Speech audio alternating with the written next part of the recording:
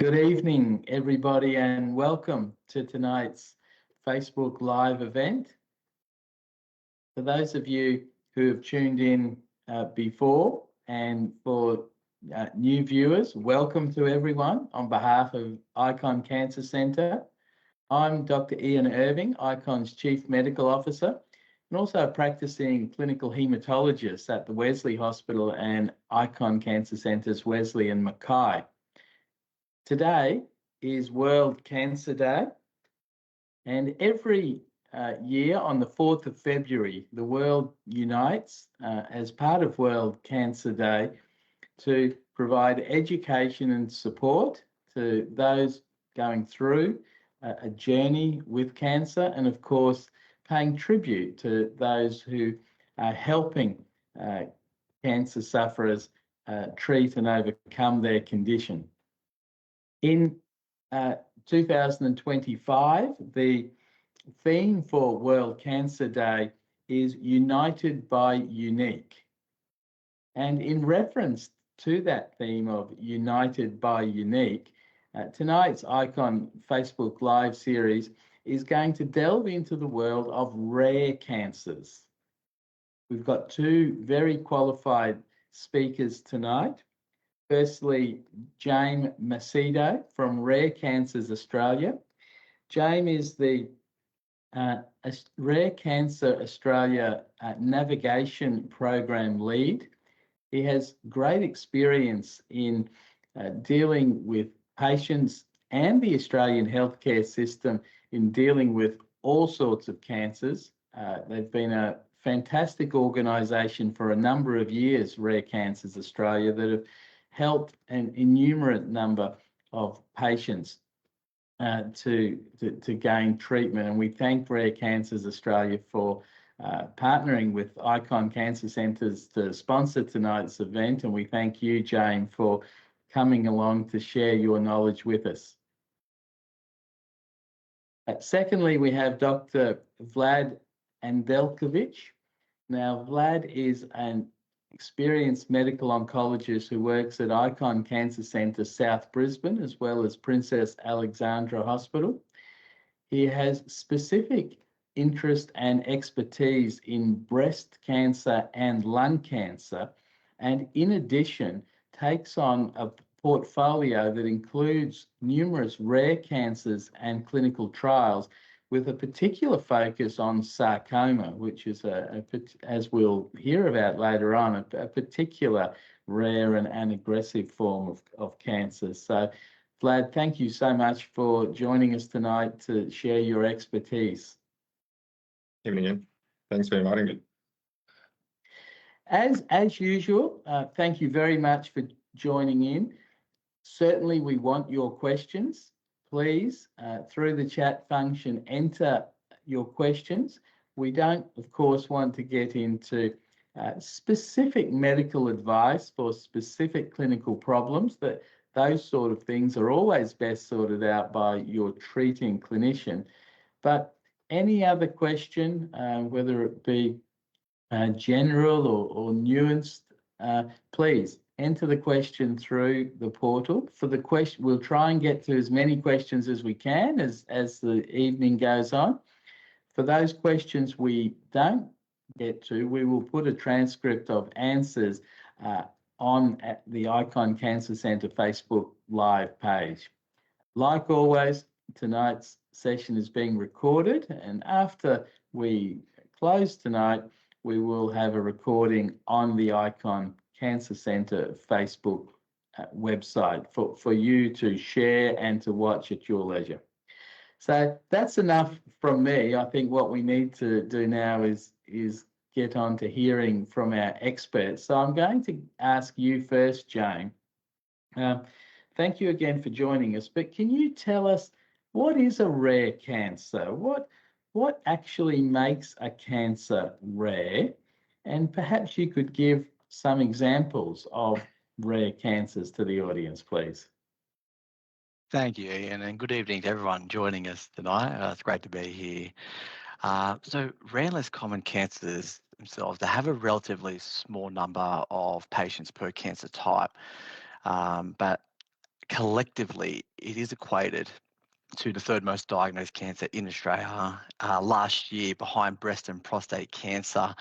The definition of a rare cancer itself is a cancer that has an incidence of less than 6 people per 100,000 population annually, and a less common cancer has an incidence of 6 to 12 people per 100,000 population annually. To break that down a little bit further, 1 in 4 cancers diagnosed are considered rare, and it does equate for 1 in 3 cancer deaths. Some of the defining factors that can make a cancer considered to be rare, Ian, can include if it's very unusual or seen in very few people, if you're much younger or older than people who are typically diagnosed with that cancer. All childhood cancers are considered rare. If it's a cancer that started in an unexpected location, such as in the bones, or if it's a common cancer in an unexpected location, such as a melanoma that began in the eye, so it's an ocular melanoma. And I guess to your point, Ian, just to give a snapshot of some of rare cancers that the patient support team at Rare Cancer Australia have had experience with supporting day in and day out. These can include all forms of sarcomas. These can include a cholangiocarcinoma, so a cancer that originates in the bile ducts, can include adrenal cortical carcinomas, a chordoma, a Wilms tumor, a rare childhood cancer, as well as a desmoplastic small round cell tumor, just to give a snapshot, Ian, of some rare cancers. No, that is great. And I'm sure by definition then at Rare Cancers Australia, over the course of a year, you would be advising patients with a great number of different cancers. Have you got an idea of how many different cancer types you see through and help through Rare Cancers Australia each year? Yeah, absolutely. We have something called a knowledge base as well that has a lot of the cancer types that the patient support team have supported over the years at Rare Cancers Australia. And this database has grown and grown each year with the more and more subtypes that the patient support team have come across and supported. I think to date on our knowledge base, we've got over maybe 300 to close to 400 types of cancers, and including subtypes as well on that database. And it just keeps growing each year. Right. Fascinating. No, that's a great actual piece of work that you've undertaken to have that database there. I mean, certainly, yeah, data is knowledge. Well, Vlad, just turning over to you, we've heard Jane give us a few examples of different types of rare cancers.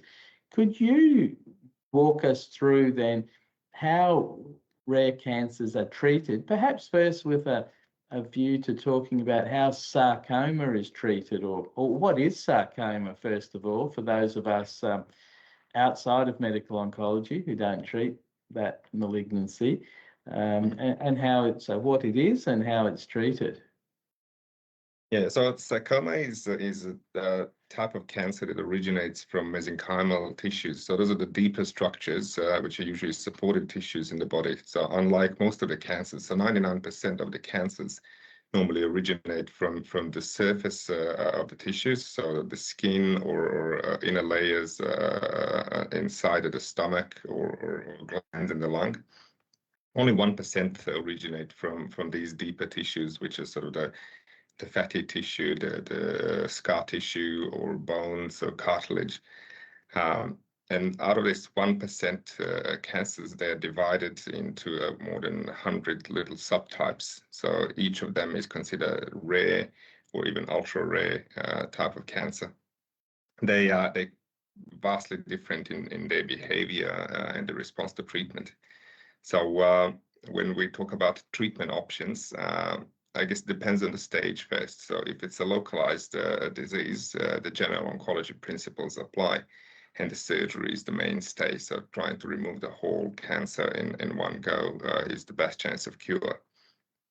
Not only that, that actually it's the only curative option. It also gives the pathologist the chance to confirm the diagnosis, especially when we're talking about rare cancers and getting exactly the right subtype, which then may help classify what exactly tissue this tumor originated from and what treatments you may respond to later. When it gets to the advanced disease, things get more complicated. So that's where we rely mostly on systemic treatments, and that's where some cancers respond to one type of drugs, and different types respond to something completely different. The first class would be the chemotherapy, which is the oldest drugs, but it's still the mainstay in some subtypes of sarcoma, and have really revolutionized the outcomes in osteosarcomas and Ewing's. But then some soft tissue sarcomas don't respond to chemo at all, and we use newer generation treatments like targeted drugs or immunotherapies. Right. Okay. No, thank you. So in summarizing that, a sarcoma, am I right in saying that can arise out of bone, cartilage, or muscle? Are they all Correct, different? and it can start anywhere in the body.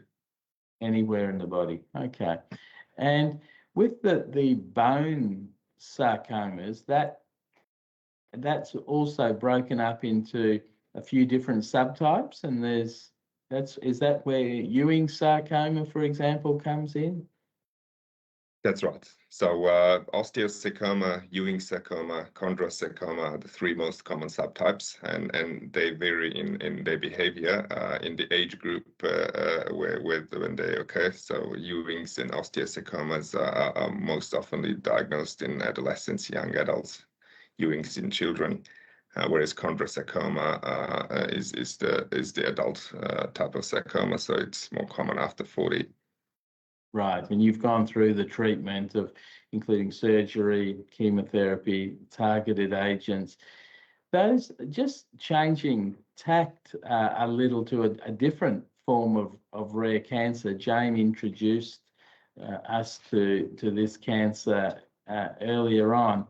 Cholangiocarcinoma. Can you give a little summary, please, on this particular rare type of cancer?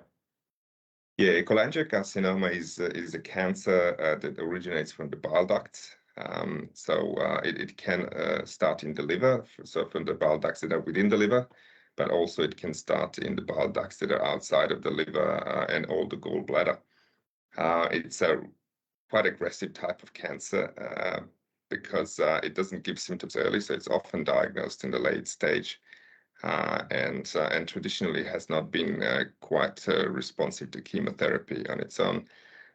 If it was caught up in early stages and treated with surgery, that's the only chance of long-term survival.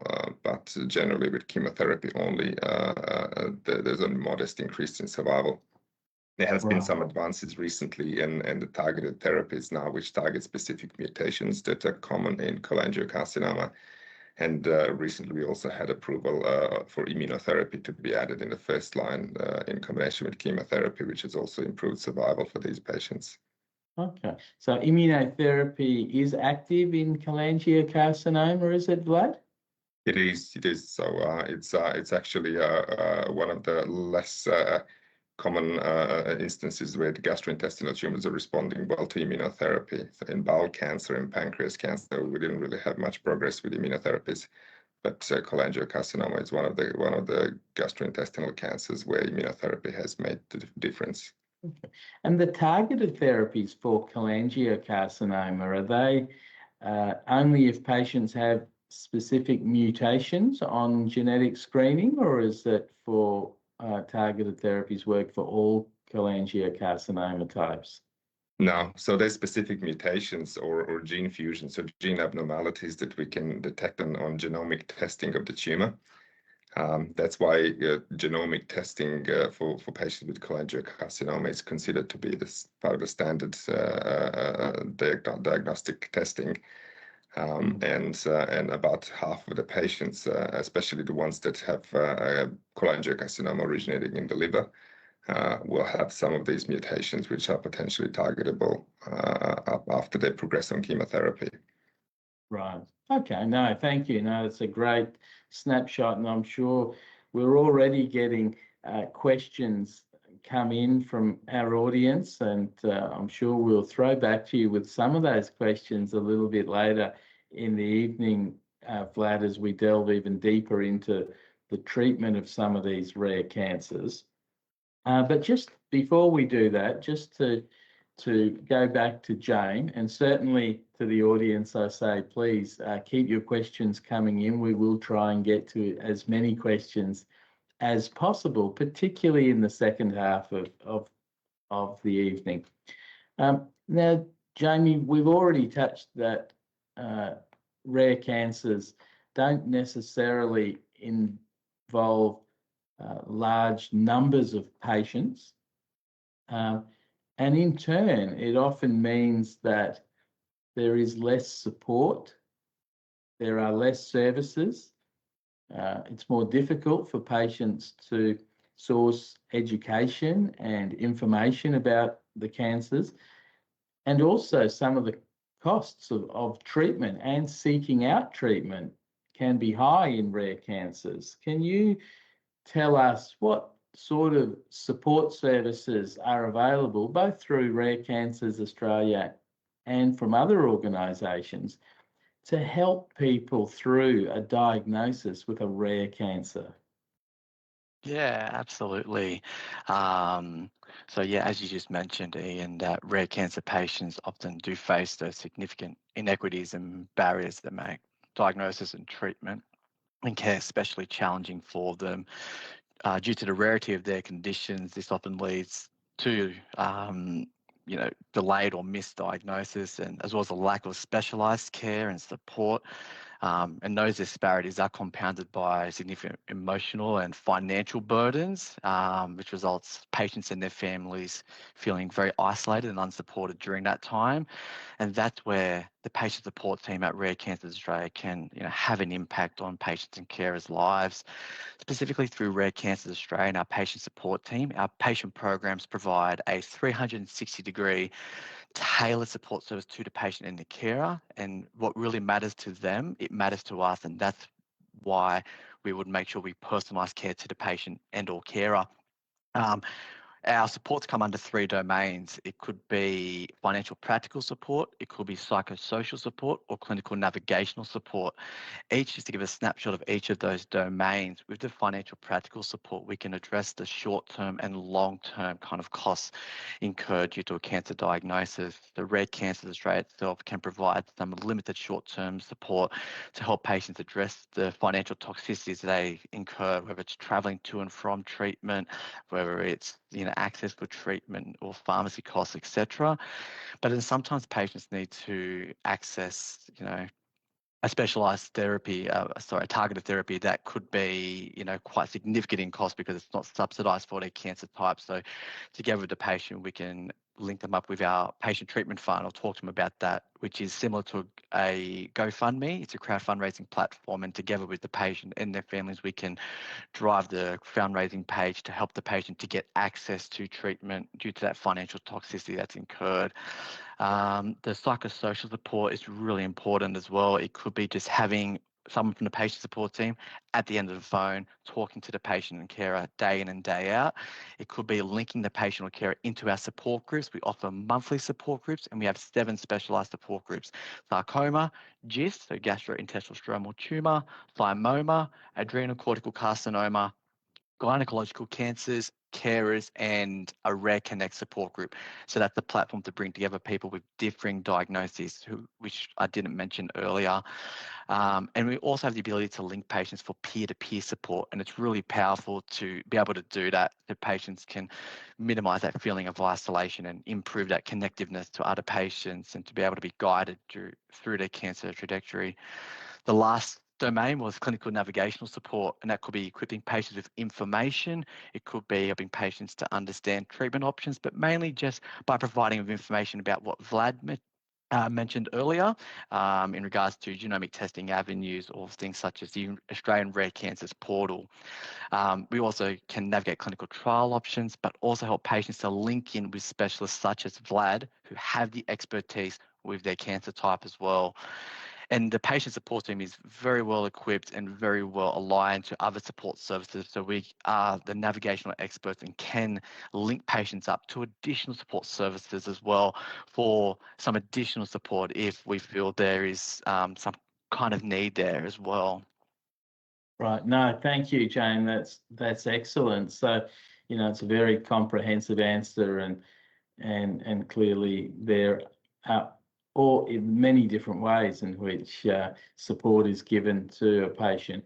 If you had to sum up for our audience some of the differences between being diagnosed with a rare cancer, such as one of the ones you mentioned, compared with being diagnosed with a common cancer, such as bowel cancer or breast cancer. And we know that there's no such thing as a good cancer, and all cancers are different, and treatments are different, and survival rates are different, and everyone's journey is very personal. So I'm not necessarily trying to play one cancer subtype off against the other, but if you could just give an idea for our audience what the general differences are between being diagnosed with a rare cancer compared with one of the more common cancers. Yeah, it's a really good question, Ian.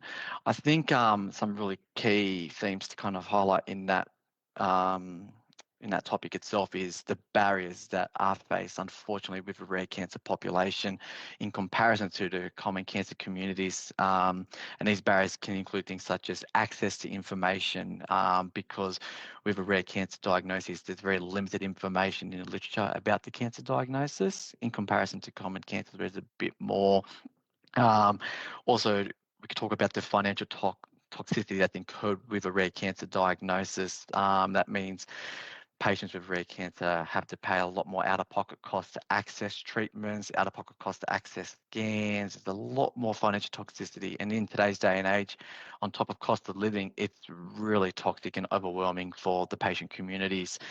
Another one could be access to specialised care, and that's just not speaking kind of the geographical limitations itself, but also again, to access to just treatment options itself. You know, we find with common cancers, there is some sort of standard of care and lines of therapies that patients can access and have those options. But with rare cancer patients, it's not the case, unfortunately. And a lot of these cancer diagnoses, because they don't have some sort of standard of care pathway, a lot of times it means it results straight to clinical trial options, which can be overwhelming for patients to have just those minimal options in place. No, thank you, Jamie. That's a great segue into going back to Vlad and to ask what is the role of clinical trials for treating patients with rare cancers, Vlad? Yeah, so clinical trial is really a lifeline for some of the patients with rare cancer, because they may not have access to any of the newer drugs that may be active. There are some trials that may show benefit in rare cancer populations, but because the trial magnitude that's required for the drugs to be approved can never be achieved with some of the cancers that have so low numbers. They can never really get through the approval process. One way to bypass or to access these drugs for patients with uncommon and rare cancers is to participate in the clinical trials. Ideally, they would access the trials which recruit patients with the specific type of cancer, but these trials are very rare as well, same as the cancer incidence as well. And often they have to rely on what we call basket trials, which are the trials that are early phase human studies of new drugs, which still haven't found the indication that are the right cancer. So they accept all patients. They don't have any standard treatment option. So those are the trials where we test new immunotherapy combinations, new targeted drugs, or the antibody drug conjugates, which are novel targeted drugs which are bound to the chemotherapy, and then a sort of smart way of delivering chemotherapy to the target sites. These sort of trials have been quite effective in some of the patients with rare cancers in my clinic, and sometimes kept the disease under control for more than a year or two. Are you able to give some examples in your practice and your involvement with clinical trials Vlad, regarding the phase 1 and the basket trials? Yeah, absolutely. Yeah, we currently have a number of these trials, and there's several patients with sarcomas that are currently on treatment, or some of them even switch from one to the other trial. So just moving from one trial once it stops working and stop treatment with a different drug. It's enabled good quality of life and much longer survival than is actually expected with these trials. With these types of cancers. Obviously, we don't have trials to recruit for all of these patients, and we rely on a large network of similar centers, and often we have to refer patients even interstate for similar trials, or get referrals from patients that are from remote or far areas to go on a trial for their specific type of cancer. Sure. No, thank you. That's very helpful. I'll go to some of our questions now that have come in from our listeners. And please, if you're watching tonight, we'd love to hear from you, and we're happy to look at any sort of question. And as I say, whatever we can't get to tonight, we'll certainly put on the transcript. Now, this question, I think, will go to you, Jane.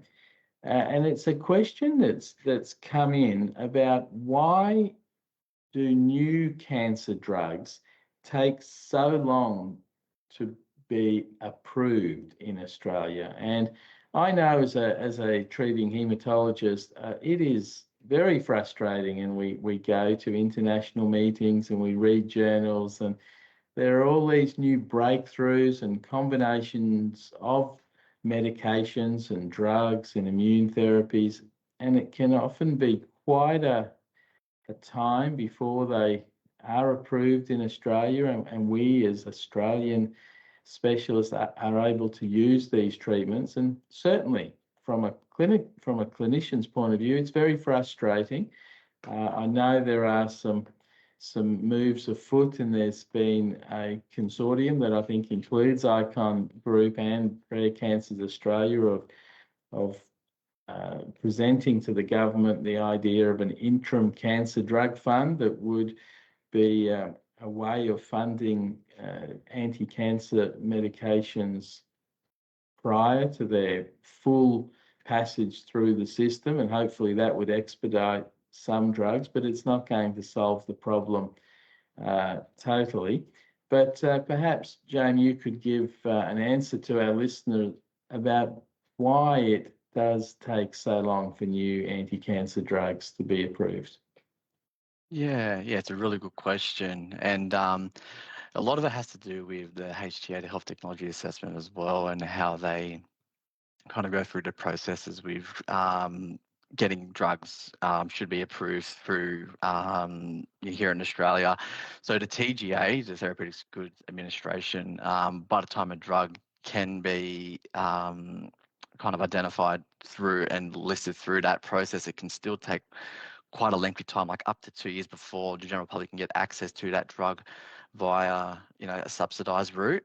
There's a lot of compounding issues, obviously, with rare cancer communities and access to the drugs. And again, there's not a lot of data with in the research and patient populations to be able to conduct these type of things on. That can help to streamline this process, which makes it, quite tricky. Yes, no, thank you. And you alluded to the system we have in Australia that certainly is very safe and robust, and it has, though, a very much a two-step approval system. So first, as you say, Jane, a drug must get licensed through the TGA, and the TGA are very rigorous. There's been a lot of work that various governments and the TGA themselves have done to try to speed up the TGA process. It's also expensive, but we have that TGA process, which is very heavy on safety.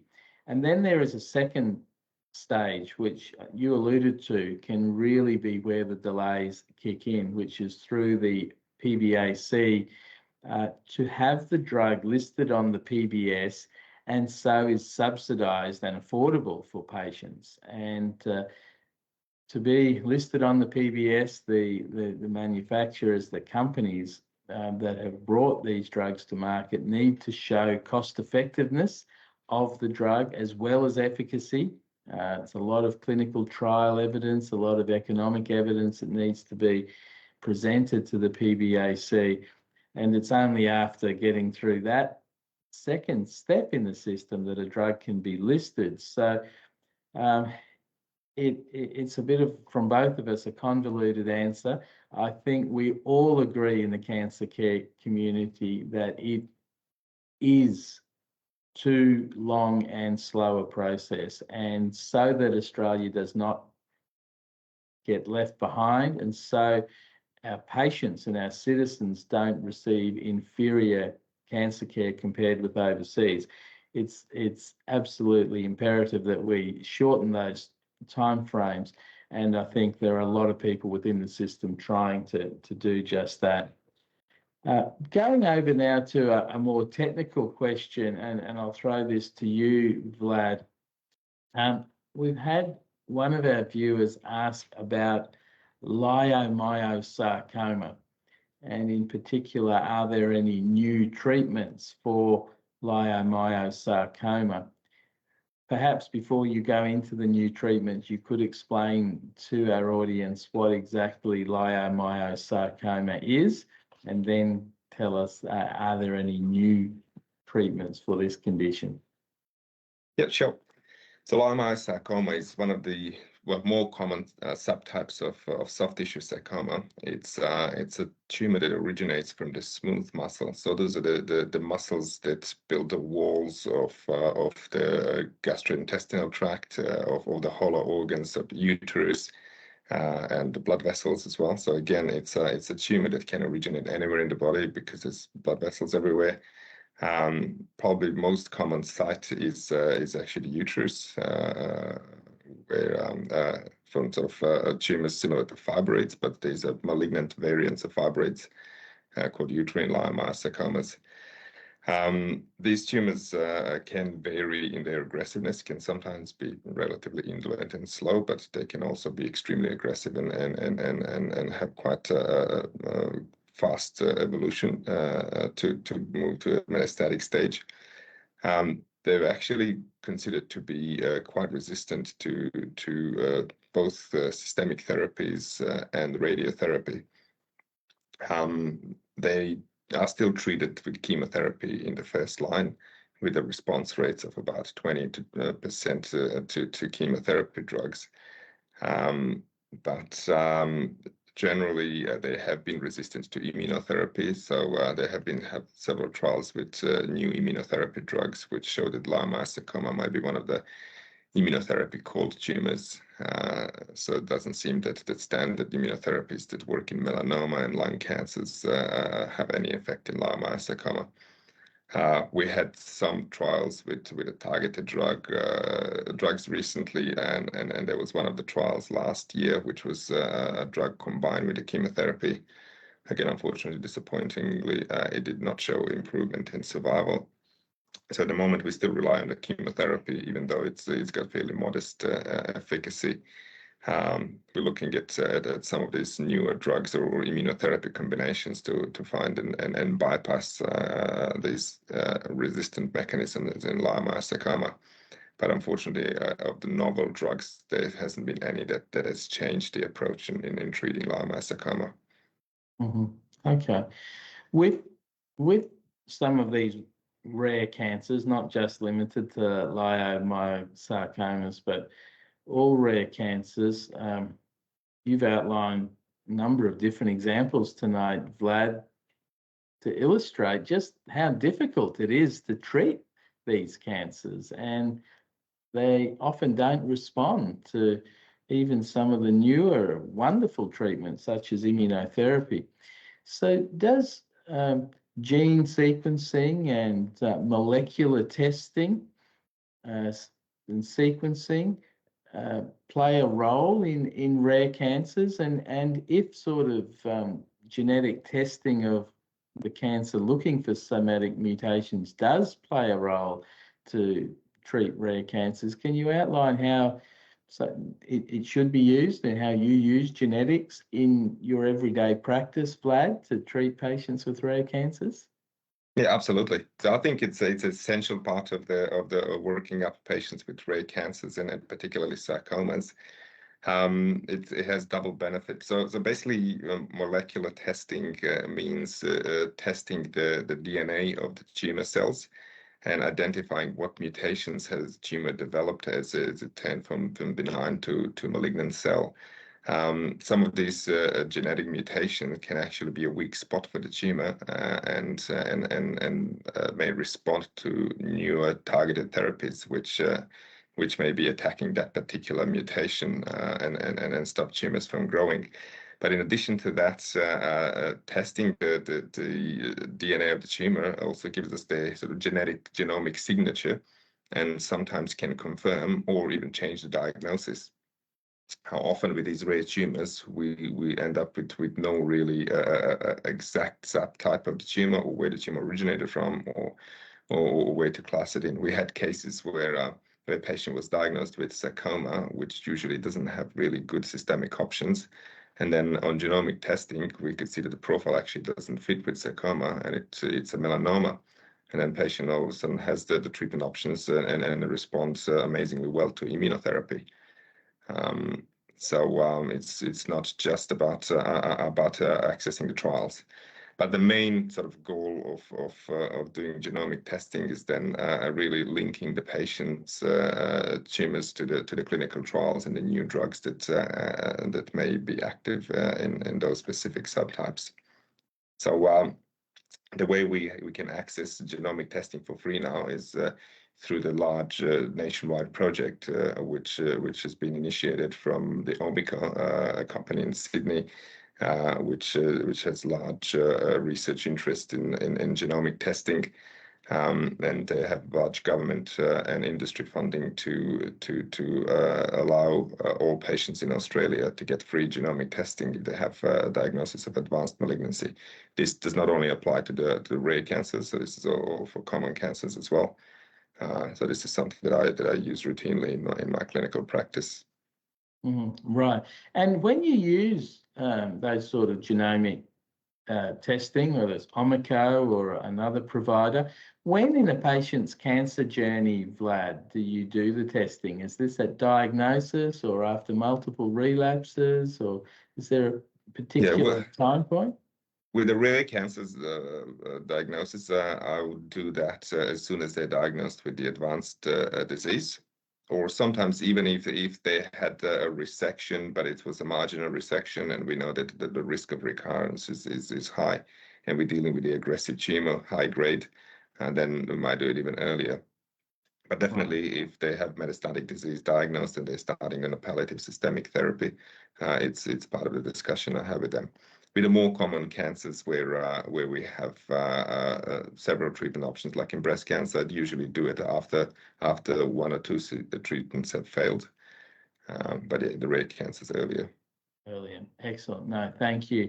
And Jane, what's Rare Cancer Australia's view on this molecular testing, genomic testing, and how are Rare Cancers Australia involved in helping people access molecular testing, as well as helping them with understanding their results and the significance of results? Yeah, absolutely. We have a very strong standpoint on the genomic profiling and genetic testing. We're strong advocates for it, and we hopefully in the near future we can say it can hopefully will be the standard of care if someone is diagnosed with a cancer diagnosis. The standard of care would be going through some sort of genetic testing at the start to help to understand, potential targeted treatment options to maximise the outcomes, minimise side effects, etc. So we're definitely all for it, and we do a lot of work with government, particularly our policy team, in advocacy-based work with government to help to, do some sort of policy reform around these type of things. And the patient support team directly, who talk to patients day in and day out, it's part of the team's kind of ethos to make sure that we are talking to patients who are talking to us about navigating treatment options, that we educate them about genomic testing and provide them information, as Vlad mentioned, about routes such as CASP, and also the Australian Rare Cancers Portal and things like that as well. Yeah, no, excellent. No, I mean, it's great work. So it's both the advocacy on a whole of industry representation, but also very specific advice to individual patients and helping them. So no, thank you, Jane. We have another question that's come in from an audience member, and that is, what does the word stable mean when a doctor says that to a patient, in that, oh, your disease is stable? So, Vlad, I mean, obviously you're treating cancer day in and day out, and you're an expert in cancer. For a patient, they come in, they hear lots of medical jargon, and people, nurses, doctors will talk to them about remission or complete remission or progression, or use the word stable. What do these words mean when a doctor describes the response to treatment in such terms? Yeah. So, well, as a part of the disease monitoring and assessing response to treatment, we usually do regular scans, especially for patients with the advanced metastatic disease. What we know is the natural history of cancer is that it progresses, it grows, it spreads. So with each scan over time, we're expecting to see more disease if there's no effective treatment or if they're not on any treatment. So the ideal goal of the treatment is to suppress the disease and to make it disappear, which is what we call complete response or complete remission, so that there's no evidence of the disease in the scan. Unfortunately, it happens fairly rarely in solid tumors. The next best response is what we call a partial response. That's when we see that the known sites of cancer have regressed and shrunk by at least 30%, usually in the clinical trials.